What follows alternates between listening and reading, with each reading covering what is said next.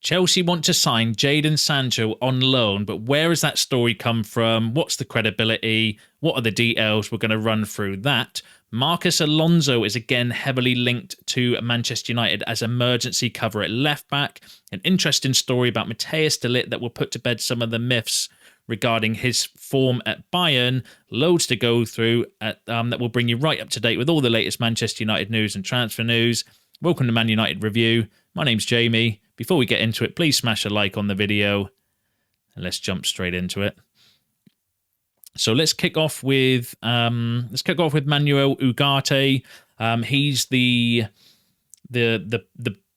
potentially the next player Manchester United are going to be looking to sign. There's obviously been wide reports around midfielders all summer that are just dwindling and dwindling down. The list is kind of going down. Zubimendi state, he was one that was linked. Fofana, he's had the here we go to Milan.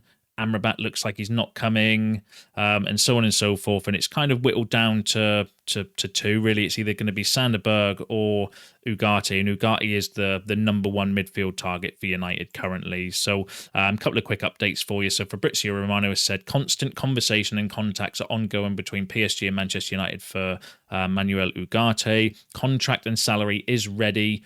Ugarte is pushing and insisting to join United.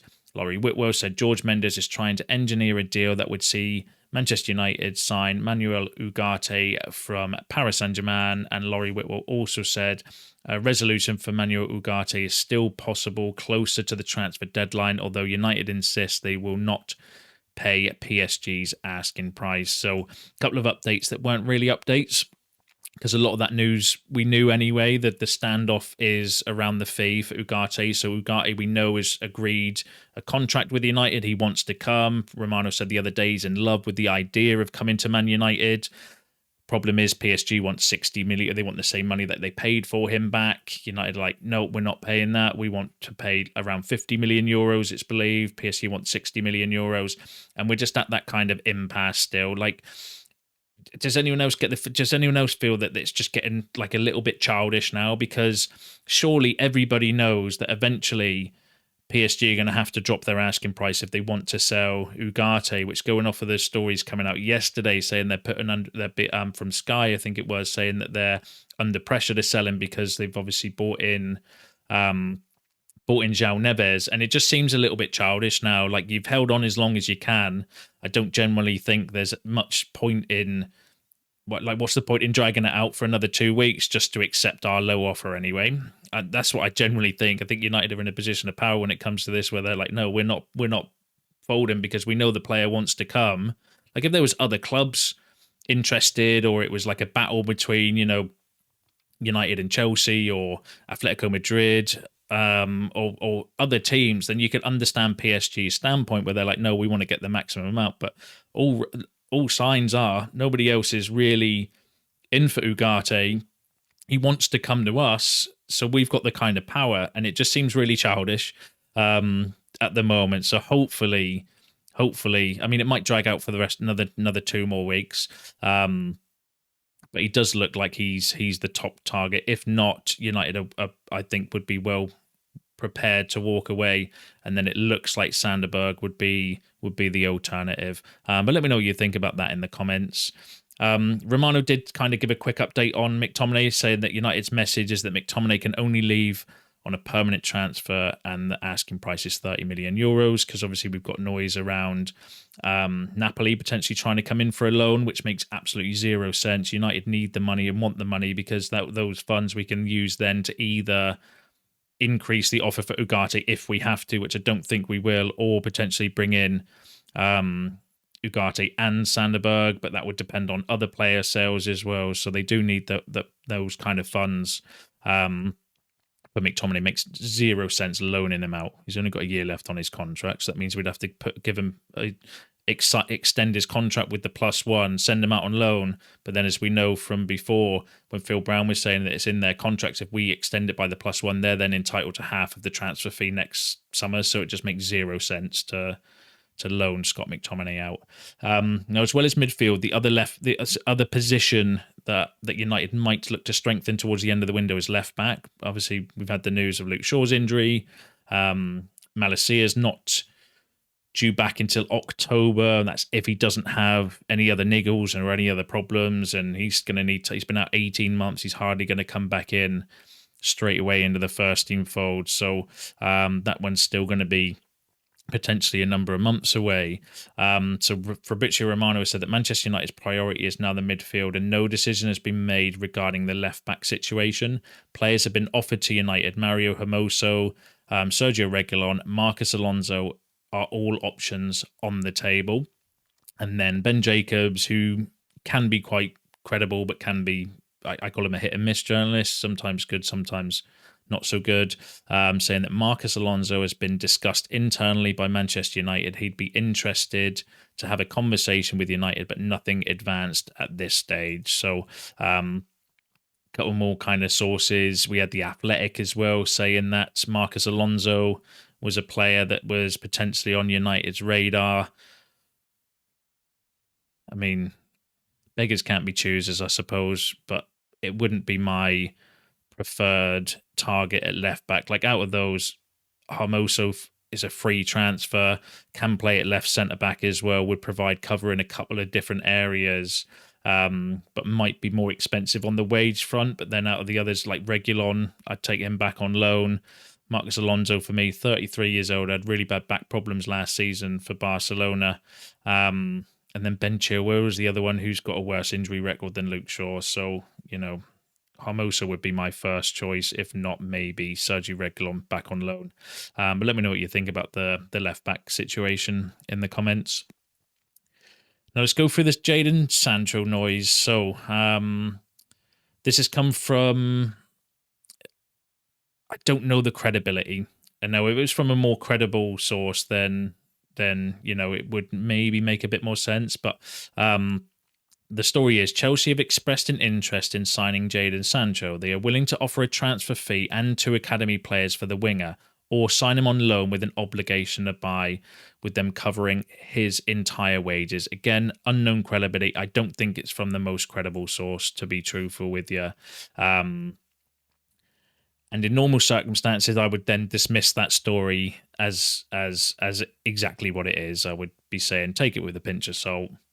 Let's keep an eye on it, right? But, you know, the fact is, this is Chelsea, and Chelsea don't seem to be doing things like common sense things. They seem to be just absolutely doing a madness, because in my head, when I read the story, I was like, well, they've just signed Pedro Neto. They've got Cole Palmer, Raheem Sterling's still there, and Nkunku can play on the wings. Mudrik's there. They probably signed 5 other wingers that I don't remember, because they just seem to be signing players every day.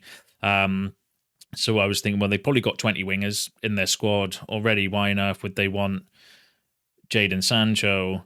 But then it is Chelsea, and who knows what they're thinking and what their kind of transfer strategy is, because it just seems that their transfer strategy is, let's just hoover up everybody and then just hope we can kind of get a team out of the 40 odd players that we've got in our first team squad.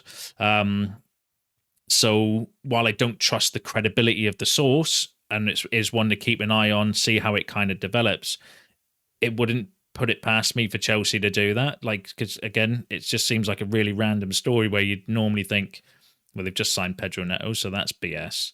But it's Chelsea, and who knows what on earth is going through Chelsea's mind when it comes to transfers in the transfer market. It's like they've got it's like they're playing Football Manager with a cheat code where they can just buy everybody, and then you just kind of hope that a few of the players that you signed turn out to be decent. Would it be a good option? Yes, I think it would. You know, 2 academy players. I mean, I don't know Chelsea's academy. I mean, Trevor Chalobah jumps out straight away as a swap deal, maybe with Trevor Chalobah to provide cover at left back. Right back and centre half, because he can play in both positions. I mean, if you're going to do a swap, let's swap for Cucurella. He was a player we were interested in last season, if you remember, on loan. And then that deal kind of fell through because they were asking for, what was it, a £20 million loan fee or something ridiculous like that with Chelsea. Obviously, Chilwell we've been linked with, please God, no. But they're kind of 2 names that I would potentially do a swap with Sancho, but swaps very rarely happen, so I can't see it. It's one I would say do take with a pinch of salt. One I will keep an eye on for years, but the fact that it's Chelsea, I still don't believe it. I still don't trust the source, right? But, you know, who knows? Who knows with Chelsea? Let me know what you think about that in the comments, though. Let's move on to Lenny Yoro. So Laurie Whitwell's come out saying test had revealed a possible metatarsal problem with Lenny when Lenny Yoro arrived, but the club are confident he will be a great player for United over the decade, and this was a unique opportunity to sign a highly sought after talent, which is a bit of a concern actually, because I thought we'd kind of improved the physio department and the club doctor and everything like that as well. So is that a worry? Let me know in the comments, because if we'd signed him and we knew he had a metatarsal problem, but then played him anyway in pre-season, now he's broke his metatarsal and had surgery on it and is out for 3 months.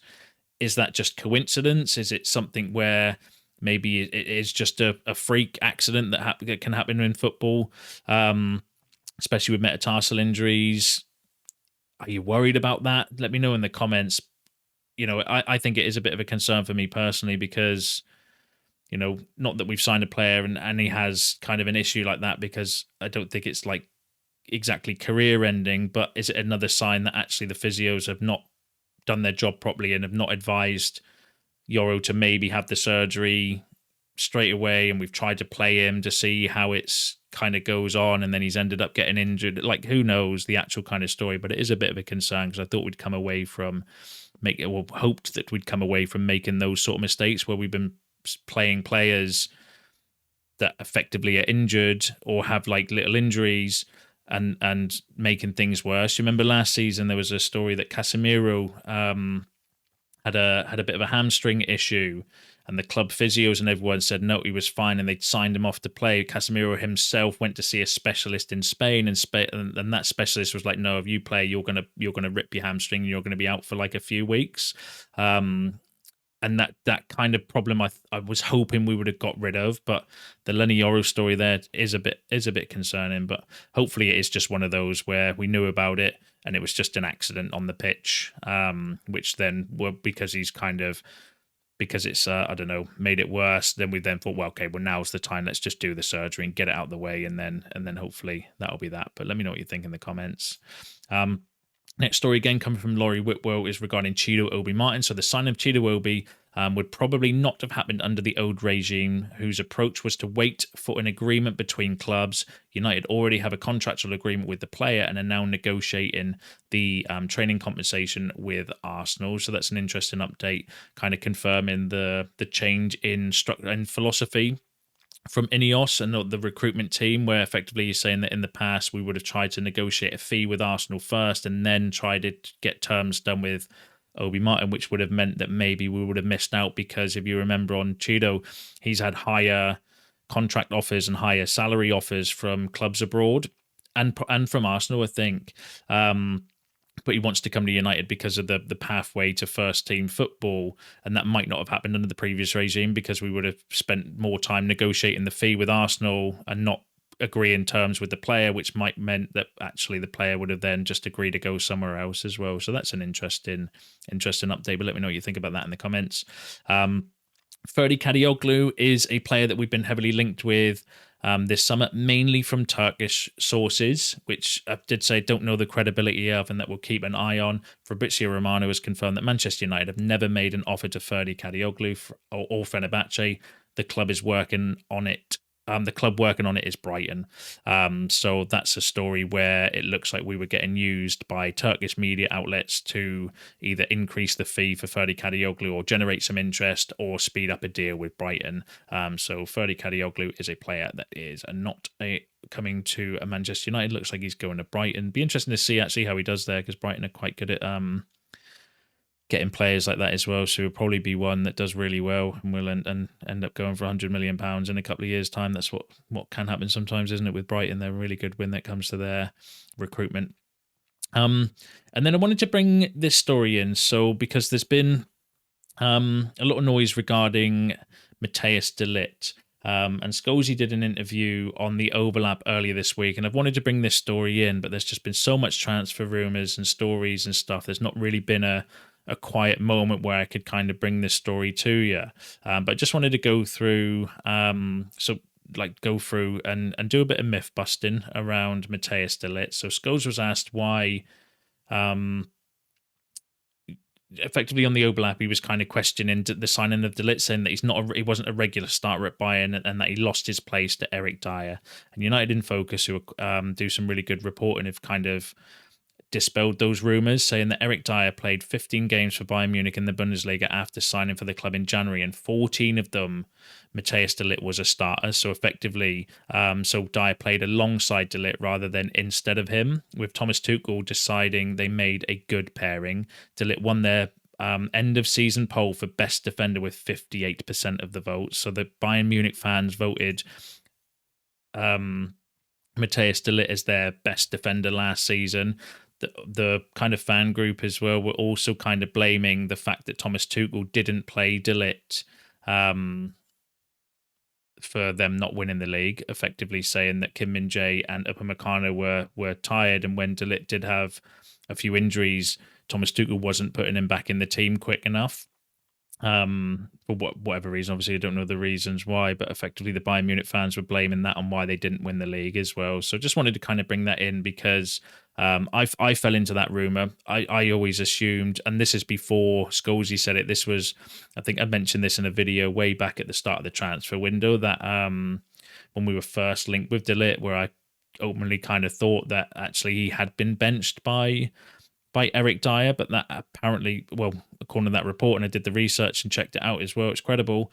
He didn't. They played together 14 out of 15 times, which doesn't sound like a player has benched somebody else as well. So you just need to be careful about reading online stories and do your own research is what I would say with that. Or subscribe to the channel because I'll always bring you the news when it comes up. And the final story I've got for you actually made my blood boil a little bit.